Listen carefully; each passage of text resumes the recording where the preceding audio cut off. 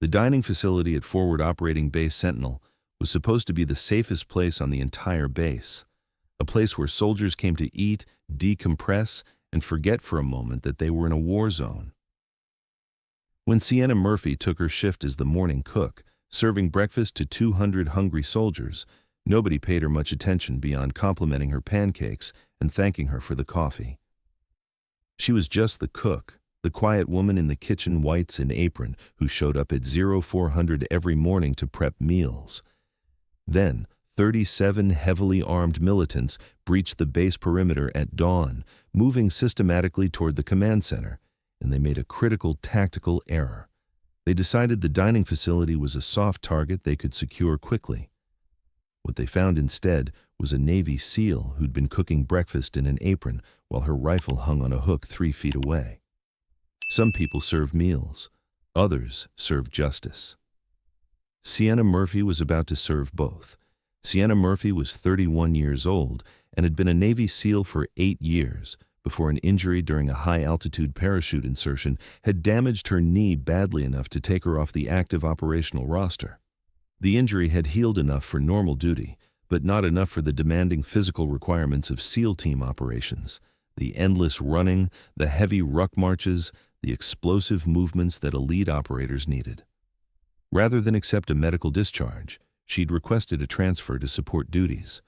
The Navy had been confused. SEALs didn't typically request assignment to support roles. But Sienna had been clear. She wanted to stay in the military, stay deployed, stay useful. If she couldn't be an operator anymore, she'd find another way to contribute. That's how she'd ended up as a cook at Forward Operating Base Sentinel in eastern Afghanistan, a remote installation near the Pakistan border that housed approximately 300 coalition personnel conducting operations against Taliban and other militant groups in the region. The assignment had raised eyebrows throughout her chain of command. A decorated SEAL with 8 years of combat operations volunteering to work in a dining facility? It seemed like either a waste of talent or a sign that her injury was worse than medical reports indicated. But Sienna had her reasons. FOB Sentinel was small enough that everyone knew everyone, isolated enough that supplies and personnel rotations were infrequent, and active enough that attacks on the base were a regular occurrence.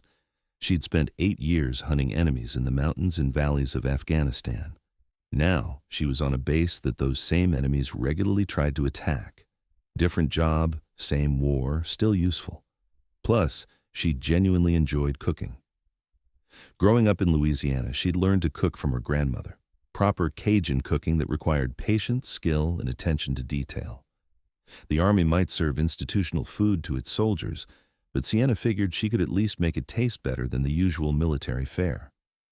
The dining facility at FOB Sentinel was a semi-permanent structure, concrete walls, reinforced roof, large enough to feed 200 people per meal service. Sienna ran the morning shift, starting at 0400 to prep breakfast for soldiers who needed to eat before going on patrol or standing duty. She had 3 soldiers assigned to help her, 2 young privates who handled serving and cleanup, and a specialist who managed logistics and supply. All 3 were competent workers who'd initially been surprised to discover their supervisor was a former SEAL, then quickly learned that she ran her kitchen with the same discipline and efficiency she'd applied to combat operations. "Everything in the kitchen has a specific place," she'd explained during their first week together. "Everything gets cleaned immediately after use. Mise en place, everything in its place, isn't just a cooking technique, it's an operational mindset. When things go wrong, you don't want to be searching for equipment or supplies." Her team had nodded, not fully understanding why a cook was talking like they were preparing for combat. They'd learn. The morning of the attack started like every other morning. Sienna arrived at 0400, turned on the lights, fired up the grills and ovens, and began prepping for the breakfast service that would start at 0630. Eggs, bacon, sausage, pancakes, hash browns, the standard fare that soldiers expected and appreciated. She worked with practiced efficiency, moving through the kitchen with the economy of motion that came from thousands of hours of training. Her apron was standard kitchen issue, white with grease stains that wouldn't come out despite repeated washing. Her kitchen whites were comfortable and functional. Her hair was pulled back in a tight bun that kept it out of the food and out of her way. What wasn't standard was the M4A1 carbine hanging on a hook near the prep station, loaded with a 30-round magazine and 2 spare magazines in a pouch beside it. The weapon was technically against regulations in the dining facility. Weapons were supposed to be cleared and stored in the armory, except during patrols or guard duty. But Sienna had gotten special permission from the base commander, a pragmatic officer who'd read her service record and understood that having an experienced SEAL on the base was an asset, even if she was currently assigned to cooking duties. The compromise had been that she could keep her weapon in the kitchen as long as it remained secured and only she had access to it. "You really think you're going to need that rifle while making pancakes?" one of her kitchen assistants had asked during the first week. "Hope not," Sienna had replied, "but hope isn't a strategy. Better to have it and not need it than need it and not have it." At 05:30, while Sienna was flipping pancakes on the griddle, the base alarm system activated, a distinctive siren that meant the base was under attack. This wasn't unusual. FOB Sentinel got mortared or attacked with small arms fire regularly, usually harassment attacks that caused minimal damage and were driven off by return fire from guard towers. The protocol was well established. Personnel not actively engaged in defense would move to bunkers, guards would return fire, and the quick reaction force would deploy to repel the attack. Usually, it was over within 20 minutes. Sienna heard the alarm, acknowledged it, and continued cooking. The breakfast service would still happen. Soldiers needed to eat, and an attack that would cause her to abandon the kitchen would have to be more serious than the usual harassment fire. Her 3 assistants looked at her uncertainly. "Shouldn't we go to the bunkers?"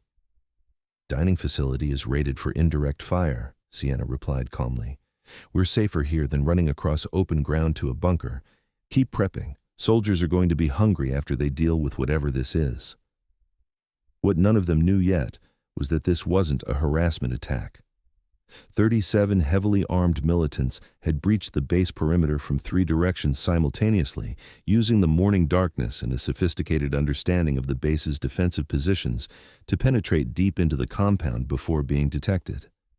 This was a coordinated assault with a specific objective: reach the command center, kill or capture senior officers, and hold the base long enough to create a propaganda victory.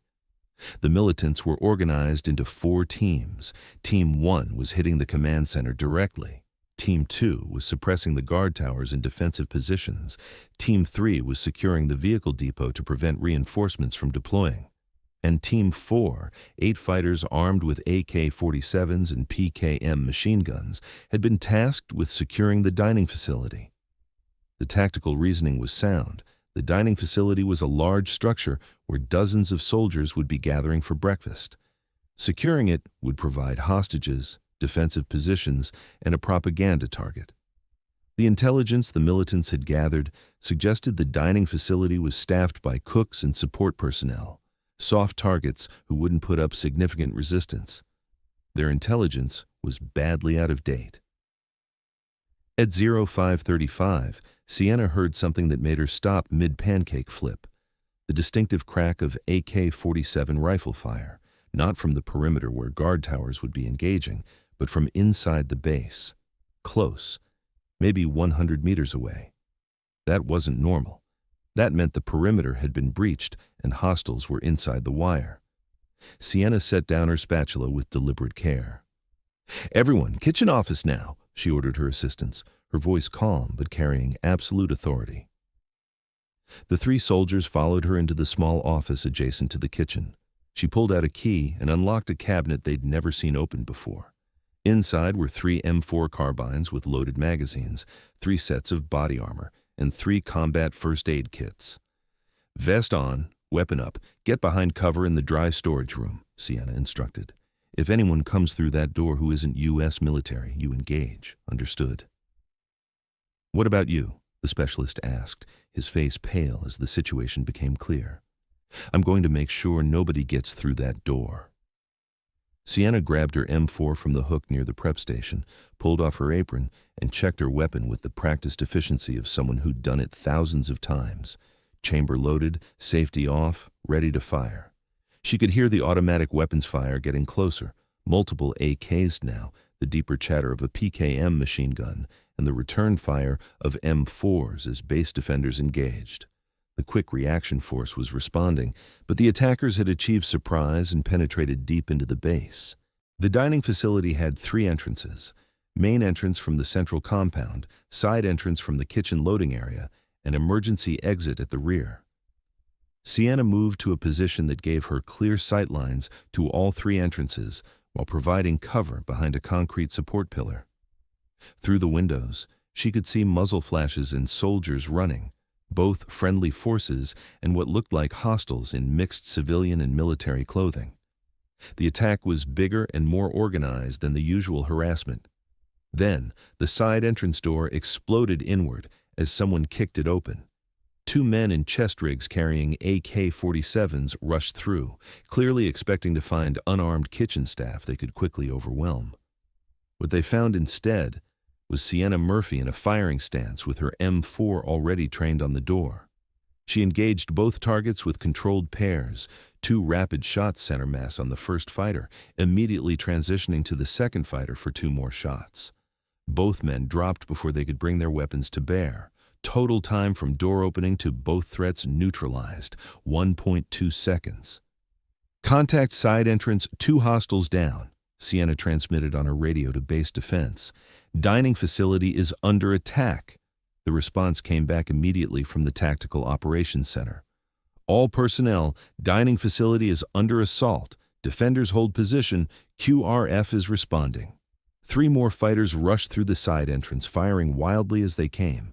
Sienna was already behind cover, concrete absorbing the 7.62 millimeter rounds from their AKs. She waited for a pause in their fire, then leaned out and engaged. Controlled bursts of 3 to 4 rounds per target, working left to right across the threat line. The first fighter went down. The second took cover behind a prep table and returned fire. The third was moving to flank when Sienna adjusted her aim and put 4 rounds through the table. The second fighter was hiding behind. The 5.56 millimeter rounds from her M4 punched through the thin metal and dropped him. The third fighter realized he was alone and tried to retreat back through the door. Sienna shot him in the back as he fled. No mercy, no hesitation. This was combat, not a sport. You eliminated threats until they stopped being threats. 5 hostiles down, side entrance, she transmitted. They're trying to breach the dining facility in force. Her tactical radio crackled. Sienna, this is TOC. We have eyes on your position via security cameras. Estimate 8 to 10 more hostiles converging on your location. They're treating the DFAC as a priority target. Can you hold? Sienna checked her ammunition. She'd fired approximately 20 rounds, had 10 left in her current magazine, plus 2 spare 30-round magazines. 60-plus rounds total against 8 to 10 attackers who didn't know what they were facing. I can hold, she transmitted, but I could use some backup when QRF is available. QRF is engaged at Command Center. You're on your own for approximately 10 minutes, against multiple hostiles, while protecting 3 non-combat soldiers hiding in the storage room and preventing the enemy from securing a major facility. Understood. Murphy out. Sienna moved to a new firing position. Staying in one location was how you got killed. She took cover behind the serving line, which provided both concealment and good fields of fire toward all 3 entrances. The main entrance door burst open. 4 fighters rushed in, moving in a tactical stack that suggested some military training. They immediately began taking cover behind tables and food service equipment, scanning for targets. Sienna let them commit to the room, let them think they'd entered an undefended space. Then, she opened fire from an angle they hadn't cleared, shooting from beside and slightly behind them, eliminating the rear man in their stack first, then working forward. The tactical principle was simple. Kill the people in back first, so the people in front don't immediately realize they're being engaged from behind.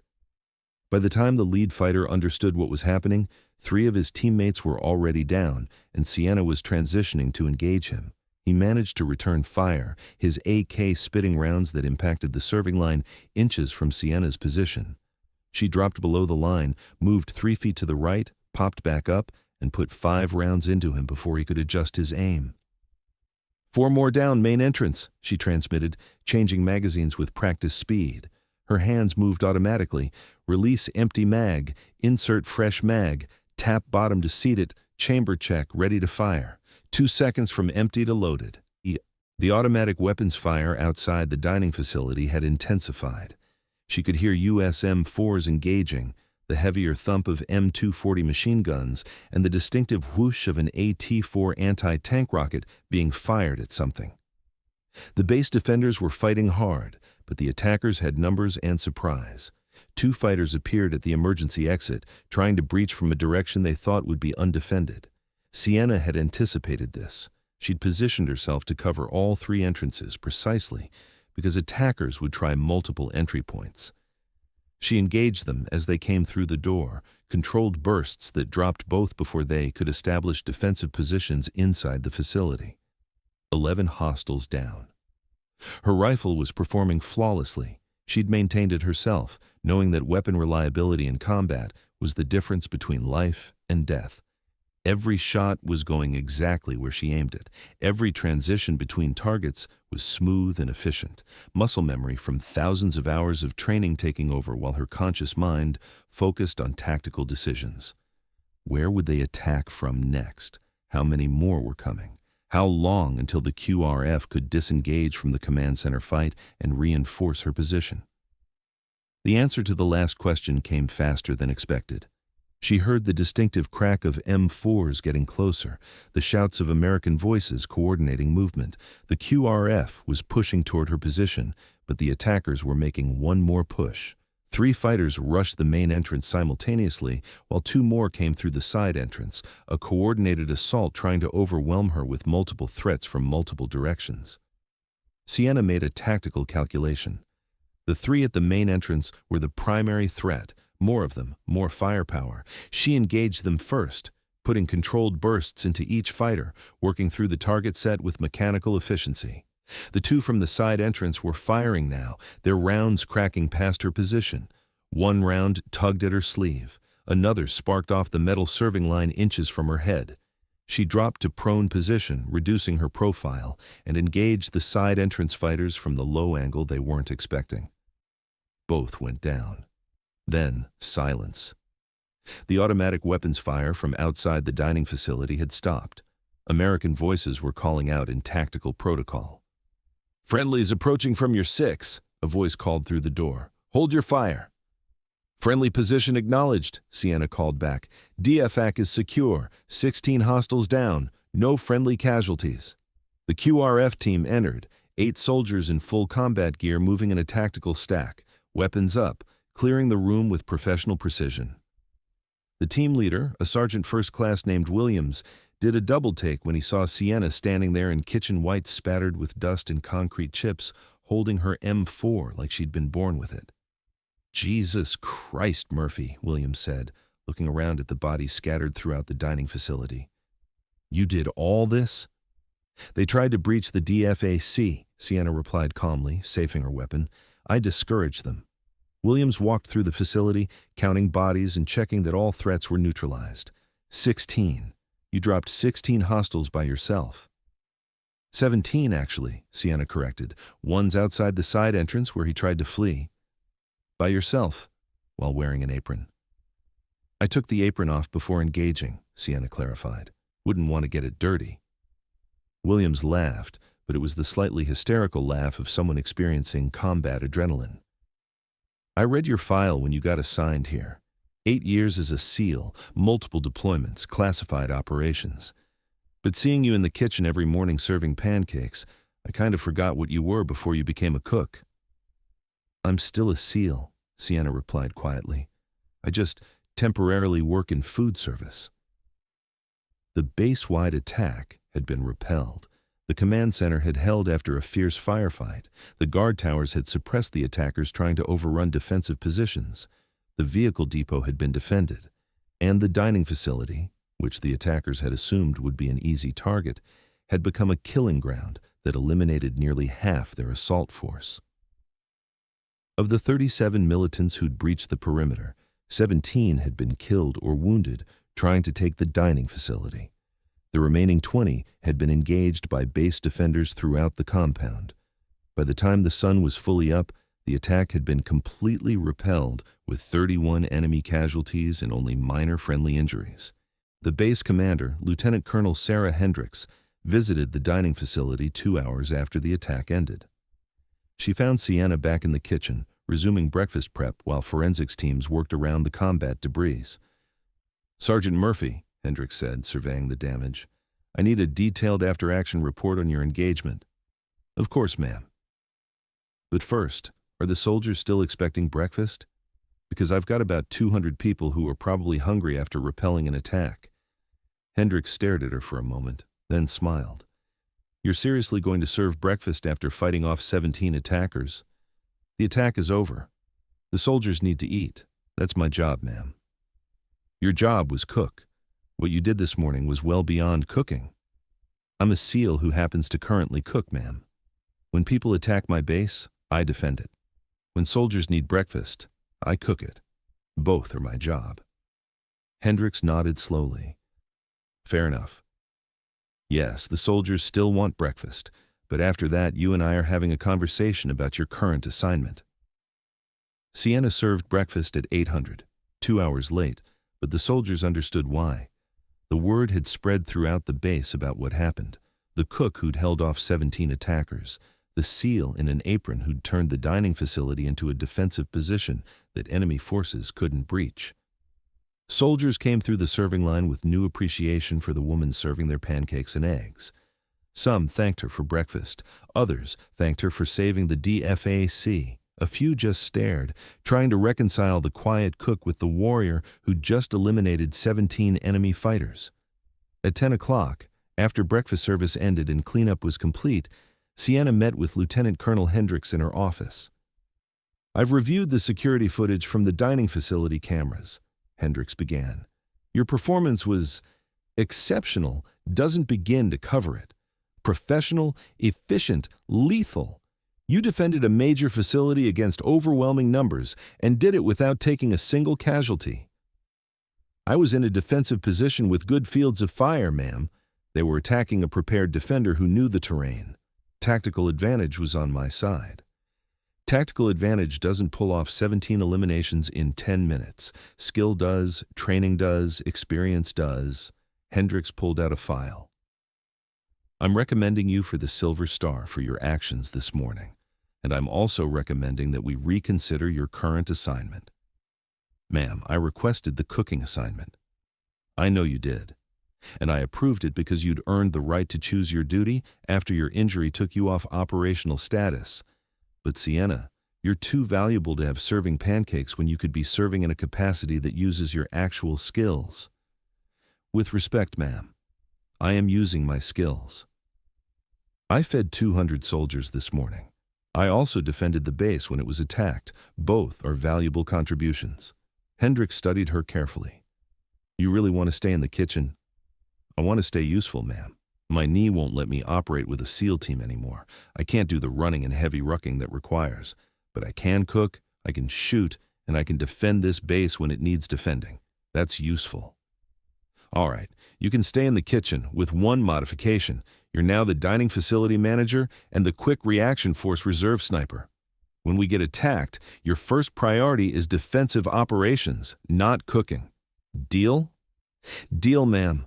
2 weeks later, Sienna received the Silver Star in a ceremony attended by the entire base. The citation read, "For conspicuous gallantry and intrepidity in action against an enemy of the United States, Sergeant Murphy's exceptional marksmanship, tactical acumen, and unwavering courage under intense enemy fire prevented hostile forces from securing a critical facility and directly resulted in the neutralization of 17 enemy combatants." The medal was heavy in her hand. The recognition was appreciated.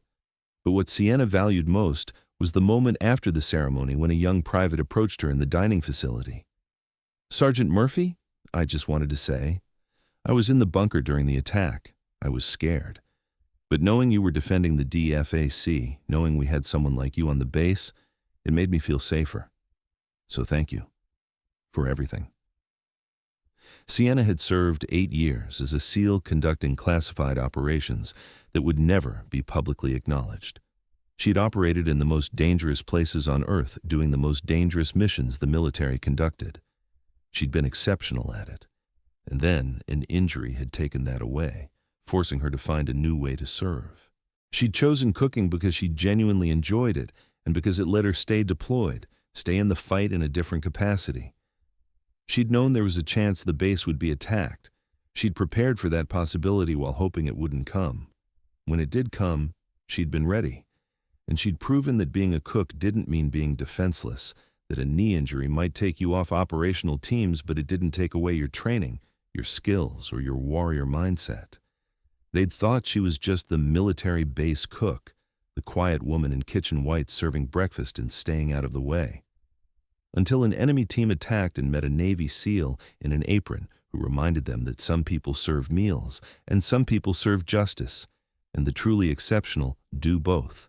Sienna Murphy went back to cooking the next day, back to 0400 wake-ups and prepping breakfast, back to serving soldiers who appreciated good food and now appreciated the person making it. But her rifle stayed on the hook near the prep station, loaded, ready just in case, because hope wasn't a strategy, and the best defenders were the ones nobody expected.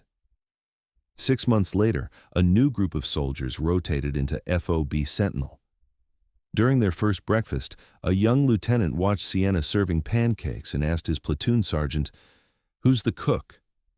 The sergeant, a veteran who'd been on base during the attack, smiled. "That's Sergeant Murphy, former SEAL. She held off 17 attackers right here in this dining facility while making breakfast." The lieutenant looked skeptical. "The cook is a former SEAL?" "No, sir," the sergeant corrected. "She's a SEAL who happens to cook." "There's a difference. And if this base ever gets attacked again, you'll be damn grateful she's the one standing between the enemy and your breakfast." Sienna overheard the conversation and smiled to herself while flipping pancakes. Some people never stopped being warriors. They just found different ways to serve. And sometimes, the most dangerous person on the entire base was the one wearing an apron. Years later, after Sienna had rotated back to the States and eventually retired from the Navy, she opened a small restaurant in her hometown of New Orleans. The place became known for exceptional Cajun cooking and a quiet owner who never talked much about her military service. But above the kitchen door, mounted in a frame, hung a silver star medal and a photograph. Sienna in kitchen whites, holding an M4 rifle, standing in the FOB Sentinel dining facility the morning after the attack. Regular customers would ask about it. She'd smile and say simply, "I used to cook in some interesting places." What she never said was that some skills, discipline, precision, the ability to perform under pressure, transferred perfectly from combat to cooking.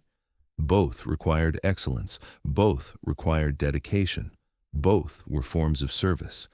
She'd been a warrior who learned to cook, then a cook who remembered how to fight. Now she was both, and that was enough. One evening, a young woman in Navy uniform came into the restaurant. She stared at the photograph for a long moment, then approached Sienna. "You're the Sienna Murphy? The SEAL who defended the dining facility?" "I am. Can I get you something to eat?" "I'm about to start SEAL training. Everyone told me it was impossible for women. Then I read about what you did, both as an operator and after your injury. You proved we belong there." Sienna set down her spatula and looked the young woman in the eyes. "You don't need to prove you belong. You just need to earn it like everyone else. Now sit down. Warriors eat free here." As the young woman ate, Sienna returned to her kitchen, moving through prep work with the same efficiency she'd once applied to combat operations. Through the service window, she could see the aspiring SEAL studying the photograph on the wall, probably imagining her own future in the teams. Sienna remembered being that young, that determined, that hungry to prove herself. She remembered the doubters, the skeptics, the people who said women couldn't do what she'd done. She'd proven them wrong through performance, not arguments. The injury that had ended her operational career had felt like the end of everything. Instead, it had taught her that warriors didn't stop being warriors just because they couldn't do one specific job anymore. They adapted. They found new ways to serve. They proved that strength wasn't just physical, it was mental, emotional, spiritual. Some people defined themselves by what they could no longer do. Sienna had defined herself by what she could still contribute, and that had made all the difference. Thanks for watching. Every woman has a story worth telling. Join us to hear them all.